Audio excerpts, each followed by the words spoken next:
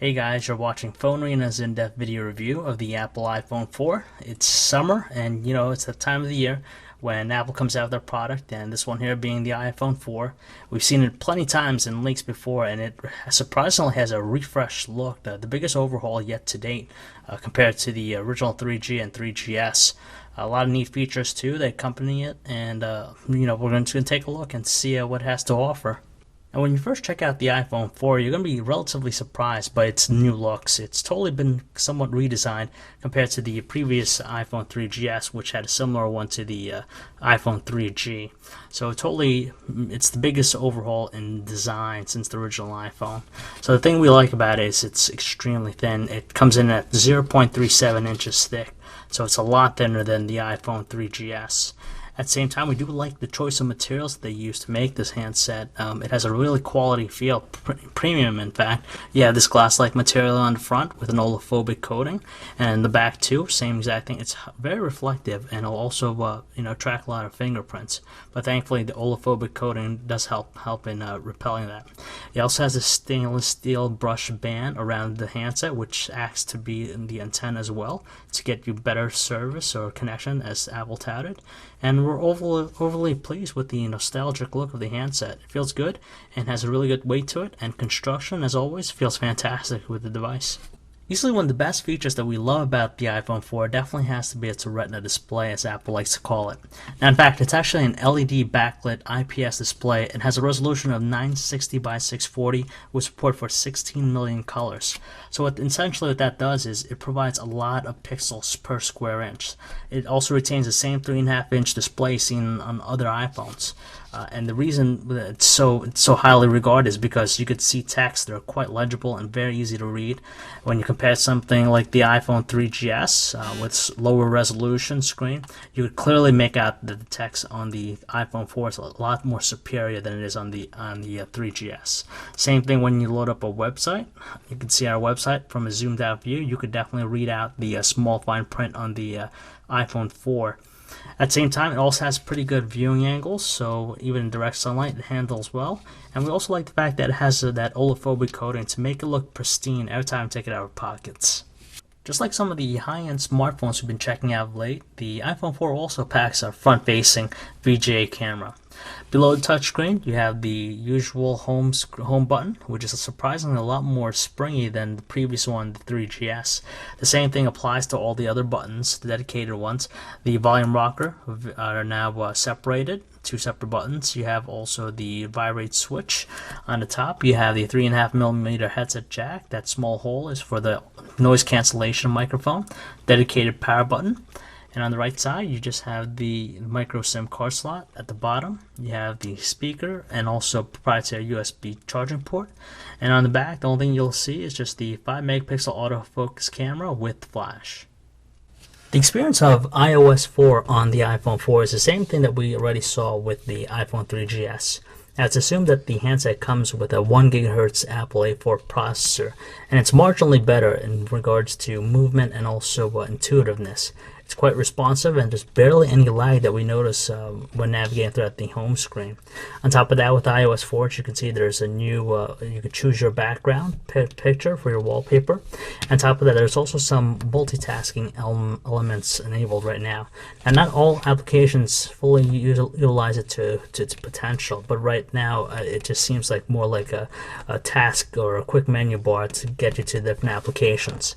As a whole, we do like the interface. The iOS 4 is just a refreshing new one compared to the original, and we're just happy to see that it still is quite peppy. There's no evidence of any lag, and it's a very easy platform to get adjusted to. Even to this day, the iPhone 4's on-screen QWERTY keyboard is probably the better ones out there for any touchscreen-enabled device.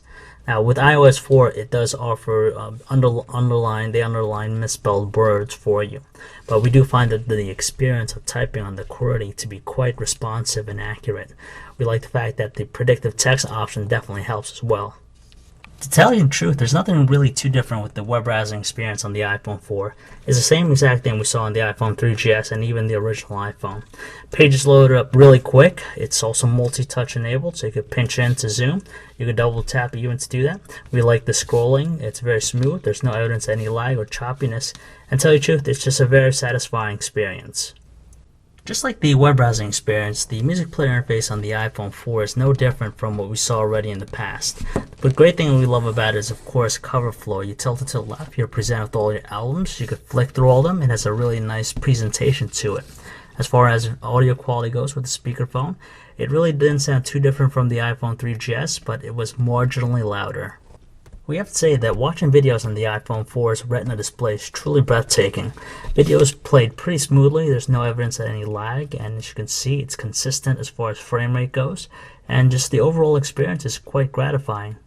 Alright guys, so we have FaceTime here. We're connecting my buddy, pal, Kyle, and I was going to ask him real quick, how do you like the FaceTime, Kyle? I think it's cool. This is definitely an awesome new feature of the new iPhone. And I think we'll see it in some other phones. How's the speed and as far as I guess the quality of video and also the audio? Yeah, no, video and audio are in sync, which is surprising. So you're overall happy about it? What was that? So you're happy about it? Oh, definitely. I see once more people get the iPhone 4, I definitely see this becoming popular. Alright, so there you guys have it. That's this FaceTime for the iPhone 4, and we'll check back here. We're really content with the iPhone 4's 5-megapixel camera. It managed to produce some good photos outdoors in great lighting conditions. Images were quite detailed. At the same time, they were also neutral looking colors. All you gotta do is just tap anywhere on the screen to focus. You could press the button, take a shot, press it again, take another one, and you even have the digital zoom available to you. On top of that, the phone does well in low lit conditions thanks to the lens and also LED flash, but when we use the flash, it tended to look a little bit more overexposed than anything else. We're happy to see that 720p video recording is enabled on the iPhone 4. Videos were quite detailed, to say the least. At the same time, there wasn't too much lag or stutter thanks to the 30 frames per second it was shooting in, but outdoor conditions we tend to notice a little bit of jerky movement, and also the white balance was off every now and then. But luckily it has the ability to manually focus, so you always get pretty good detail at any given time. Calling quality in the iPhone 4 was marginally better than what we experienced on the iPhone 3GS, but we still tend to hear a little bit more of that static sound in the background on our end. Thanks to the noise cancellation microphone, our callers did say that our voices were a little bit more prominent at the beginning of our sentences. When using the speakerphone, however, though, it tends to be a little bit distorted, especially on the highest volume setting, so stepping down a little bit to the middle setting should help it out. As far as battery life, though, we were really impressed because we had the iPhone 3GS on us, and the iPhone 4 did a better job of holding a charge. It didn't use up too much battery life at the same time, so we're really happy about its one-day's use that we got out of it. It's another year, another iPhone, and surely there's always going to be competition for Apple, but this time around, the iPhone 4 does well in being a well-balanced phone that'll cater to a lot of people, not only to business professionals, but even to kids and gamers out there. Now, there's a lot of hardware under the hood that make it stand out, specifically the Retina display, which has a very high-quality display, makes reading text very easy, and also watching video such a joy. 720p video recording at 30 frames per second is also a little bit better quality than we saw on the HTC Evo 4G. At the same time, we definitely like the nostalgic new look and premium feel and quality construction that we'd expect out of Apple. Unfortunately, there are some shortcomings. For example, the FaceTime's ability to only work under Wi-Fi, and also the issues that we saw with the reception on the iPhone 4 with the steel band around the stainless steel band. Aside from that, it's a very well-balanced device. It has a healthy ecosystem of apps and developers behind it to make the platform always evolving. It's a really intuitive, very easy to use, and as we said, it just appeals to a wide range of people out there. So if you'd like to learn more about this handset, or for all the latest cell phone reviews, news specs, and information, you can check us out at PhoneArena.com.